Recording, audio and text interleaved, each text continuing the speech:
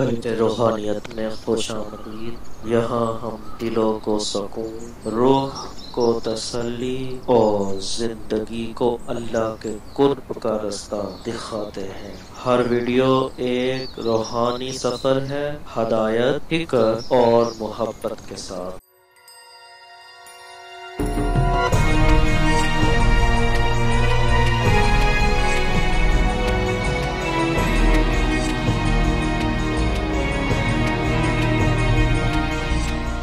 یا ایھا الذین آمنوا اذکروا اللہ ذکرا کثیرا، اے ایمان والو اپنے رب کا کثرت سے ذکر کرو۔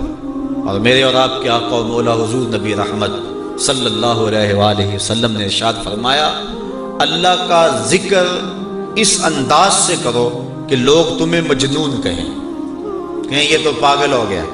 بلکہ ایک روایت امام طبرانی نے بیان فرمائی ہے کہ اللہ کا ذکر اس طرح کرو کہ منافق تمہیں تانا دے کہ ریاکاری کر رہے ہو، اس انداز کے ساتھ تم اس کا ذکر کرو۔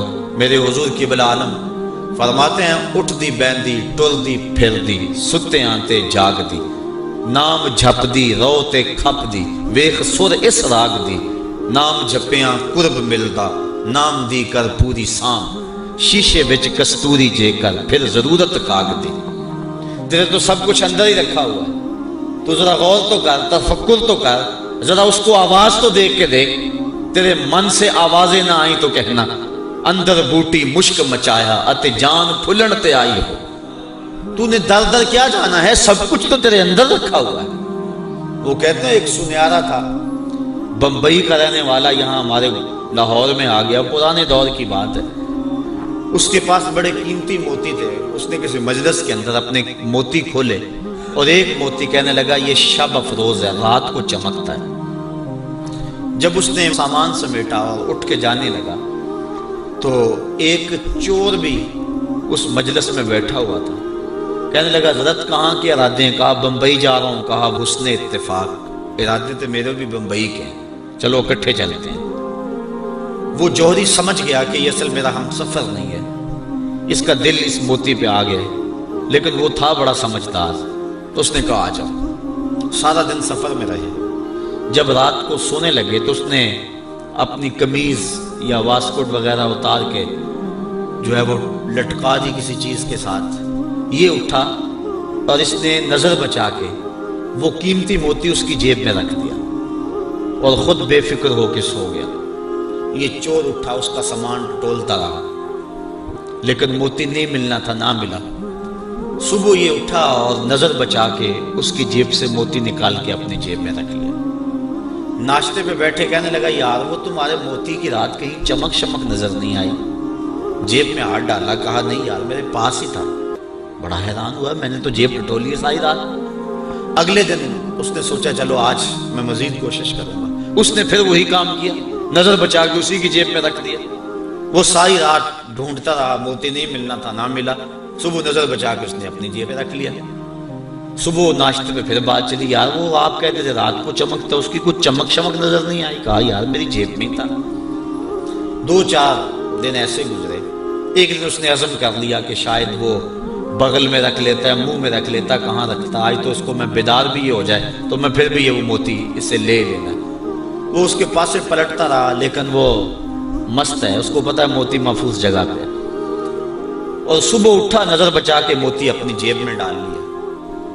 اس نے پھر بات کی، اس نے کہا کہ یار میرے پاس ہی تھا۔ اس نے کہا میں آج سچی بات بتاؤں، میں تیرا ساتھی نہیں تھا، میں تو تھا چور، میں تو چور تھا، اس موتی کی غرض میں تیرے ساتھ ہو لیا تھا، لیکن آپ تو میرے بھی استاد نکلے۔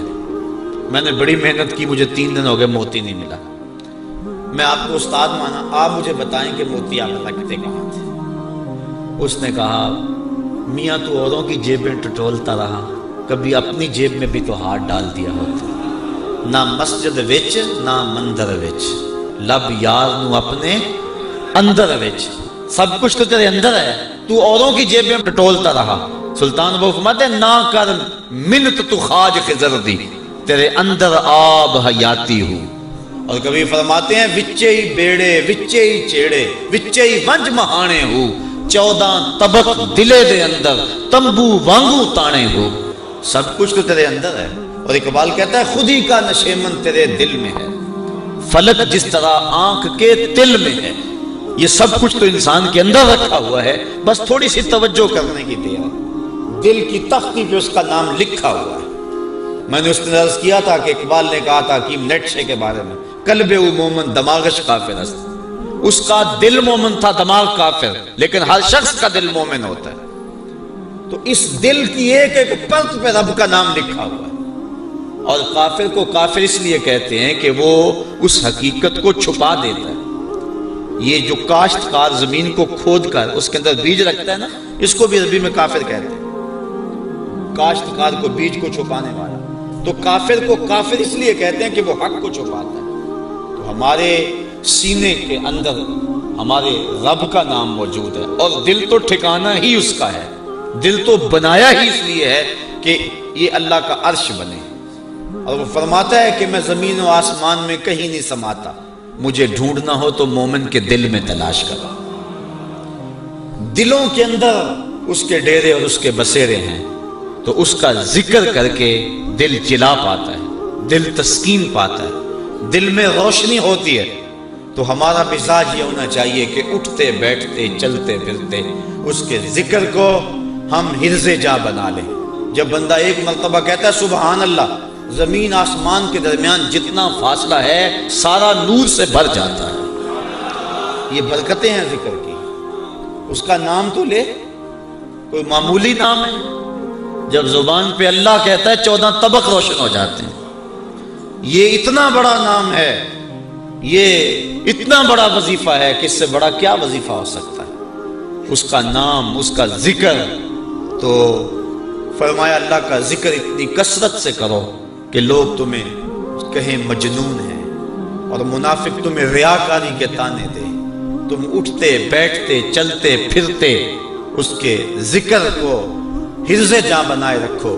یہی تمہارا سرمایہ ہے، یہی تمہارا وظیفہ ہے. دکھے ہوئے دل کا بھی یہی علاج ہے، پریشان خاطری کا بھی یہی علاج ہے. اندر کی کالک اس کے ذکر سے دھلتی ہے. حضور فرمایا لکل شیء سقالۃ وسقالۃ القلوب ذکر اللہ. ہر شے کا زنگ دور کرنے کے لیے کچھ نہ کچھ بنایا گیا. کپڑے کو میل لگ جائے تو صابن یا سرف سے دھوتے ہیں، اس طرح لوہے کو زنگ لگ جائے تو ریگ مال سے صاف کرتے ہیں. ہر شے کا زنگ دور کرنے کے لیے کچھ نہ کچھ ہے. فرمایا دلوں کو زنگ لگ جائے تو اللہ کا ذکر کرو، تمہارے دل ستھرے ہو جائیں گے. وَسَقَالَةُ الْقُلُوبِ ذِكْرُ اللَّهِ. دل کی سقالت، دل کے زنگ کو دور کرنے کا جو آلہ ہے وہ اللہ کا ذکر ہے. جب انسان ذکر کرتا ہے تو دل جلا پاتا ہے، دل روشنی پاتا ہے. گناہ سے دل میلا ہوتا ہے. روایت میں آتا ہے جب انسان گناہ کرتا ہے تو اس کے دل میں ایک سیاہ نقطہ لگ جاتا ہے. اگر وہ توبہ کے آنسوؤں سے اس کو دھو لے تو اس کا دل شفاف ہو جائے گا. اور اگر وہ توبہ نہیں کرتا اور تکرار گناہ کرتا ہے تو اس نقطے کے ساتھ ایک اور نقطہ لگ جاتا ہے. وہ غیر مرئی نقطہ ہے، ہم اپنی آنکھوں سے نہیں دیکھ سکتے، لیکن وہ دل کے اوپر پھیلتا چلا جاتا ہے. گناہ پر گناہ اس کے دل کو سیاہ کر دیتا ہے. پھر ایک ایسا موقع بھی آتا ہے کہ اسے بدی اور نیکی میں تمیز ختم ہو جاتی ہے. جو شخص پکا نمازی ہو، نماز چھوٹ جائے اس کی تو اس کی زندگی میں جو چین ہوتا ہے وہ لٹ جاتا ہے. جتنی دیر تک نماز پڑھ نہیں لیتا اتنی دیر تک اسے سکون نہیں آتا. جس شخص کے ضمیر پر ظلم کا داغ نہ ہو، وہ کسی کو گالی بھی دے بیٹھے تو خود پریشان ہو جاتا ہے، کسی کو تھپڑ بھی مار بیٹھے تو خود پریشان ہو جاتا ہے. جتنی دیر تک اس سے معذرت نہیں کرتا اسے سکون نہیں آتا. اسی طرح اللہ تعالیٰ نے یہ دل کو پاک پیدا کیا ہے، یہ ہم نے آ کے اس کو گندا کیا. نفس پلیت پلیت چا کیتا اساں اصل پلیت تا ناسے. نفس نے ہمیں پلیت کر دیا، ہم تو پاک آئے تھے، ستھرے آئے تھے. اور میاں صاحب علیہ رحمہ فرماتے ہیں چٹی چادر پھمنا والی تے داغ نہ لامی جڑیاں، پھر نہ آکھی حشر دہاڑے حال ربا کی بنیا. تو یہ چٹی چادر ہے بالکل، تو اس کے اوپر کہیں داغ نہ لگا بیٹھنا. اور اگر اس کے اوپر داغ پہ داغ لگ جائے اور دل سیاہ ہو جائے تو پھر حق و باطل کی تمیز ختم ہو جاتی. پھر گناہ پہ گناہ کرے اسے پتہ نہیں ہوتا. چونکہ جو پہلے ہی داغدار چادر ہو ایک اور دھبا لگ جائے گا تو کوئی پریشانی نہیں ہوگی، چٹی چادر پہ معمولی سا داغ بھی لگے گا تو ہر ایک کو نظر آئے گا، محسوس کیا جائے گا کہ یہ داغ لگا ہوا ہے۔ اس لیے گناہ کرنے کا جو شخص مزاج بنا لیتا ہے اس کے لیے گناہ مشکل نہیں رہتا، بلکہ روایت میں آتا ہے کہ جب مومن گناہ کرتا ہے تو اس کی حالت یہ ہوتی ہے جس طرح احد پہاڑ کے نیچے آ گیا کہ ابھی اوپر سے وہ گر جائے ویسے کچل دے گا۔ اور منافق جب گناہ کرتا ہے تو وہ یوں محسوس کرتا ہے جس طرح جو ہے مکھی بیٹھی تھی اور اس نے اس کو اڑا دیا۔ تو ہم دیکھیں کہ ہمارا دل کہیں اتنا سیاہ تو نہیں ہو گیا، اللہ کے حکموں کو توڑے میں پرواہ نہ ہو، نماز چھوڑے ہمیں پرواہ نہ ہو، آنکھ بھٹک رہی ہو ہمیں پرواہ نہ ہو، خیال بہک رہا ہو ہمیں پرواہ نہ ہو، زبان گند بول رہی ہو ہمیں پرواہ نہ ہو، ذہن غلط سوچ رہا ہو ہمیں پرواہ نہ ہو، کسی پہ ظلم جبر کا بازار گرم کیے ہوئے ہوں، کتنوں کے دل توڑ رہے ہوں، کتنوں کو ستا رہے ہوں اور پھر بھی چین کی نیند سو جائیں، پھر اس کا مطلب یہ ہے دل سیاہ ہو گیا کہ کسی کو دکھ دے کر بھی دکھ نہیں ہوتا، کسی کو اذیت دے کر بھی تکلیف نہیں ہوتی، کسی کا مال لوٹ کر اور خون پی کر بھی آرام سے یہ سو جاتا ہے، یہ ہے اس کی کیفیت، تو پھر دل سیاہ ہو گیا۔ اب اس دل کی سیاہی کیسے مٹے گی؟ توبہ کے پانی سے۔ جب اشک ندامت گرتا ہے تو دل کے میل دھو دیتا ہے، اور دوسرا وَسَقَالَةُ الْقُلُوبِ ذکر اللہ، اور دلوں کی ثقالت، دلوں کا زنگ اللہ کے ذکر سے اترتا ہے، تو جب اللہ کا ذکر کثرت سے کرے گا تو اس کو تسکین کی دولت نصیب ہو جائے گی۔ تو اللہ فرماتا ہے الا بذکر اللہ تطمئن القلوب، سن لو دلوں کی طمانینت اس کے ذکر میں ہے۔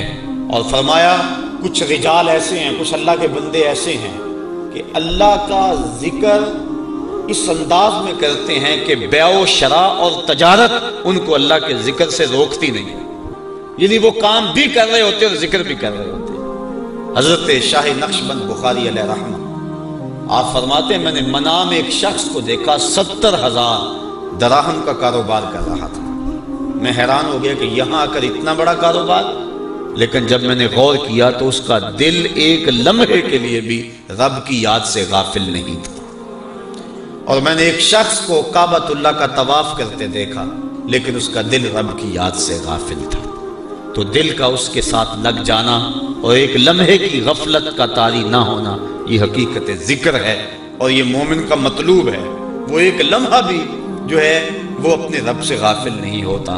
غفلت اس کی موت ہے، غفلت ہوگی تو شیطان آئے گا، غفلت ہوگی تو وسوسہ آئے گا، غفلت ہوگی تو گناہ سرزد ہوگا، لہذا وہ غافل ہی نہ ہو۔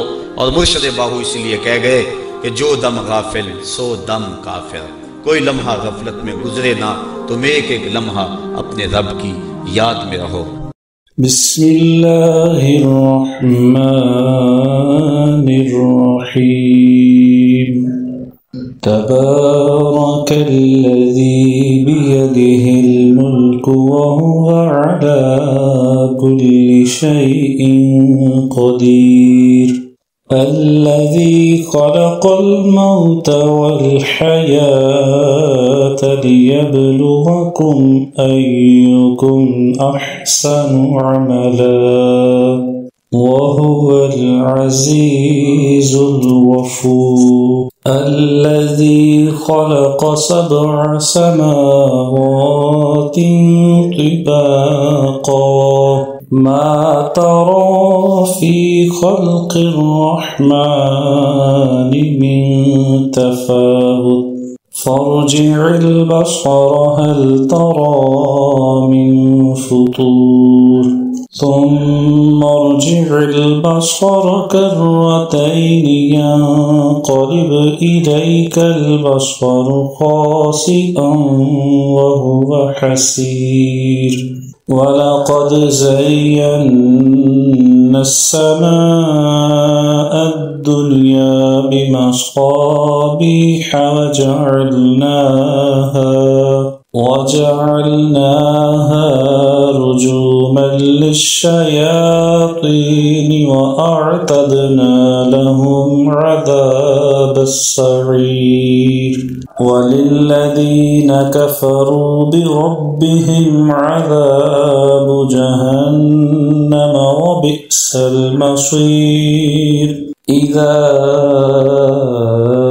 ألقوا فيها سمعوا لها شهيقا وهي تفور تكاد تميز من الغيظ كلما ألقي فيها فوج سألهم خزنتها ألم يأتكم نذير قالوا بلى قد جاءنا